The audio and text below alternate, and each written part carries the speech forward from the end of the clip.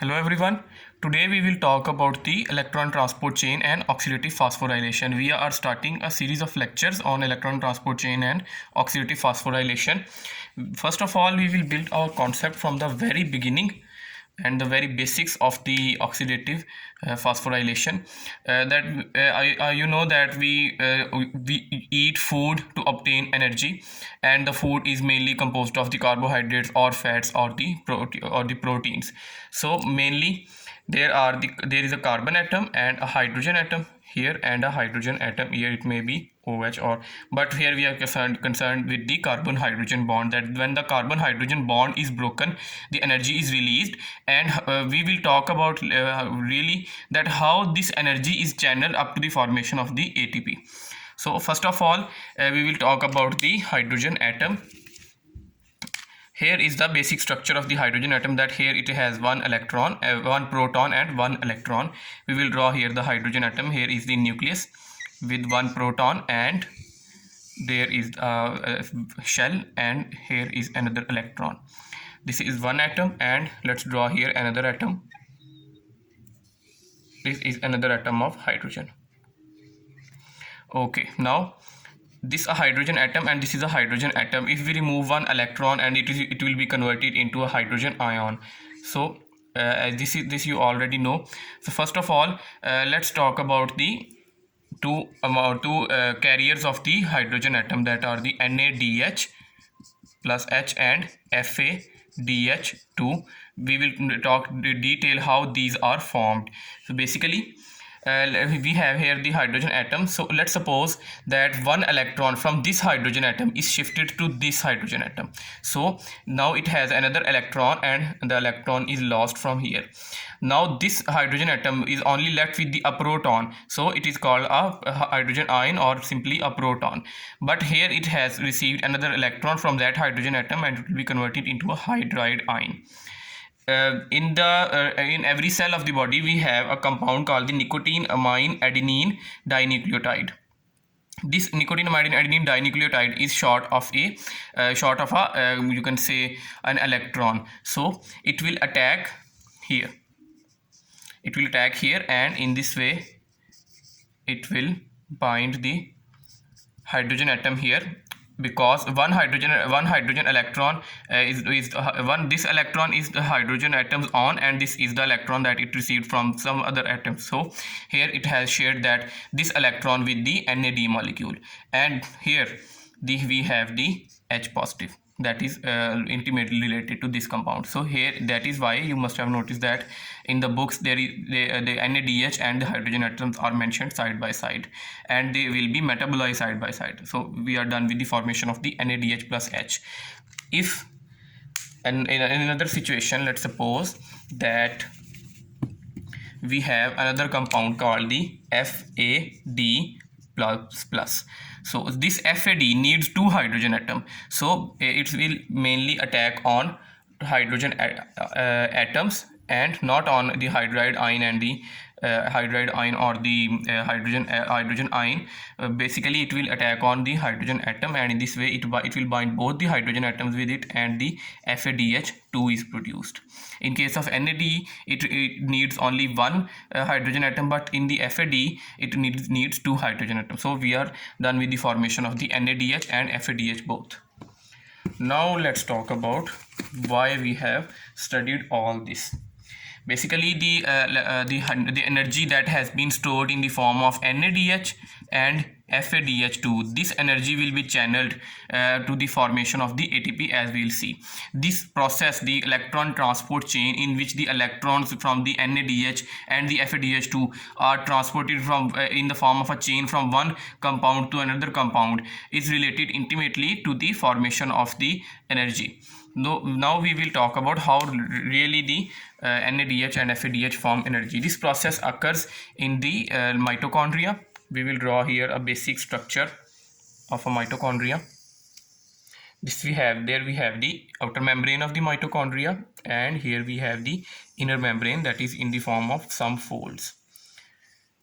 in the in the outer membrane, this is the inner membrane, and this is the intermembranous space, and here we have a gel like matrix of the mitochondria. Basically the process that involves the electron transport chain occurs in the inner membrane of the mitochondria. In the inner membrane of the mitochondria, the electrons are channeled from one compound to another. Basically let's talk about the permeability of these membranes, because it is very important. The outer membrane is freely permeable to most of the compounds, but the inner membrane is you can say highly restrictive, or it is semi permeable, and it is permeable to only a number of compounds. So we will encounter some problems with the inner mitochondrial membrane. Basically in the inner mitochondrial membrane, now I will only draw the inner mitochondrial membrane. We have the inner mitochondrial membrane here.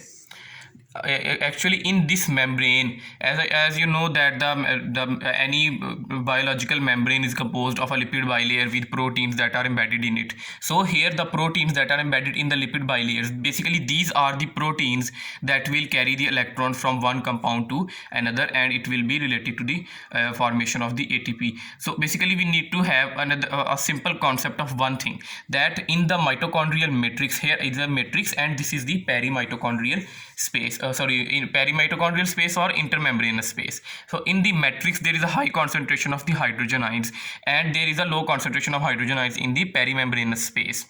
So if we, by some process which involves energy, we pump the hydrogen ions from the matrix into the perimembranous space, we will store a chemical and electrical gradient of the hydrogen ions in the perimembranous space. And when this gradient is you can say this gradient is used, this energy that has been stored in the perimembranous space in the form of the electrical gradient, this energy can be in turn used to form the ATP. So first we have to employ some mechanism to transport the hydrogen ions from the matrix into the perimembranous space. Basically this is the main function of the electron transport chain. The electron transport chain consists of some complexes of proteins and some other compounds also, which are called the complex 1, complex 2, 3 and 4, and some other carrier. These are the electron carriers, and so there are some other compounds which are called the cytochrome C. There is coenzyme Q and cytochrome C. All of these are proteins except coenzyme Q. This is a quinolate derived compound. This is not a protein. All these are complex 1, 2, 3, 4. They are the proteins. Okay, now let's talk about how the electrons will move. Basically the electrons will move from the complex 1 to the coenzyme Q, from the complex 2 to the coenzyme Q, and then this coenzyme Q will transport to complex 3, and then so on, until these electrons or the hydrogen atoms that are being transported, they will attack oxygen and water will be formed. Oxygen is the most electronegative atom present at the end of the chain, and in this way it will be the final acceptor of the electrons. And during this pathway, during this movement of the electrons, the energy is being dissipated, and this energy is used to pump the hydrogen ion from the matrix into the perimembranous space. So this is the sole purpose of the electron transport chain. Let's talk about the complex 1 and coenzyme Q of the electron transport chain. First we will talk about them one by one.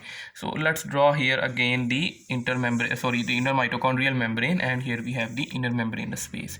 In the intermitochondrial membrane, there is the, for example, this triangle represents the complex 1 of the electron transport chain.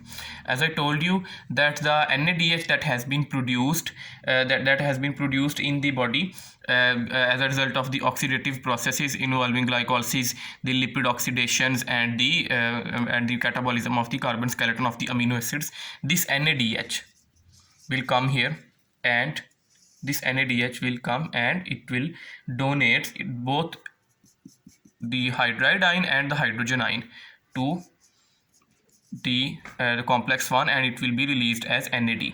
So here we have the dehydrogenation of the NADH. So the enzyme here will be called the NADH dehydrogenase, and these electrons that are present in these electrons that have been accepted by the complex 1, these electrons will be channeled to the coenzyme Q. Now let's talk about the detail of this process, that how this process occurs really in detail. Let's suppose that here we have the NADH. The NADH will be converted into NAD and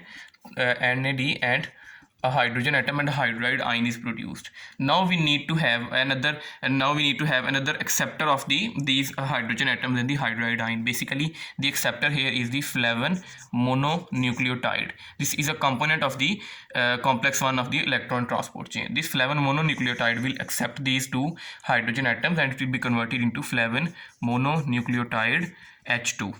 And now these electrons will be channeled to another compound, another protein, not protein, it is a compound called the ferrous sulfur protein.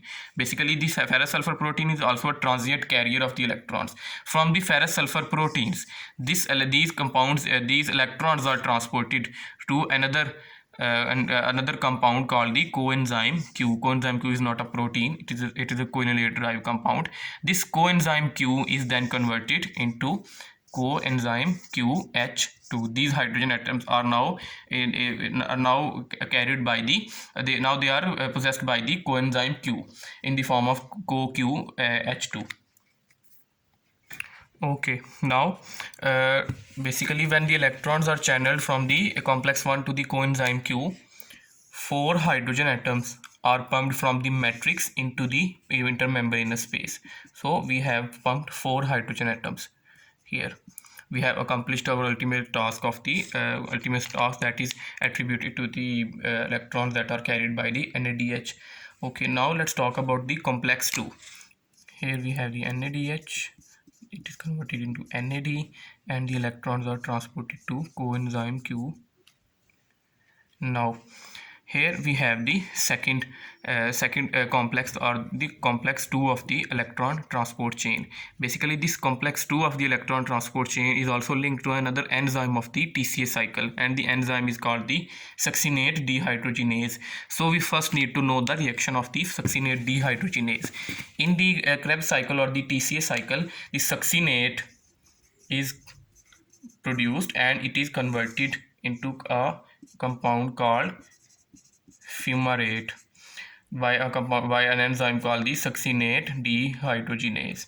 And in this way, the hydrogen atoms that are present at the succinate compound, these hydrogen atoms are accepted by flavin adenine dinucleotide and FADH2 is formed. The electrons from this FADH2 is then channeled again to an iron sulfur protein and finally to the coenzyme Q to form coenzyme QH2. So in this way the coenzyme QH2 has accepted electron from two sources. It has accepted electron from NADH dehydrogenase and it has accepted electron from succinate dehydrogenase. Basically succinate dehydrogenase enzyme is the only enzyme of the TCA cycle that is anchored to the inner mitochondrial membrane. So it is also a part of the complex 2 of the electron transport chain. Again let's draw our basic image here, and here we have the complex 1 and here we have the complex 2. The coenzyme Q is hovering in the air here, and the 4 protons have already been moved by the complex 1. The NADH has been metabolized, and now finally the complex 2 produces FADH, and from this FADH the electrons are channeled to the coenzyme Q. So coenzyme Q has accepted electron from two sources. Now let's talk about let's not forget one thing, that here the energy is not sufficiently produced to channel any hydrogen atoms from the matrix into the perimembranous space. So no hydrogen ions are pumped here. Hydrogen ions are pumped only at the complex 1. Okay, now let's talk about some other reactions of the coenzyme Q. Coenzyme Q is not a protein, it is a coenolate derived compound. Let's talk about the coenzyme Q further in the next video. Thank you.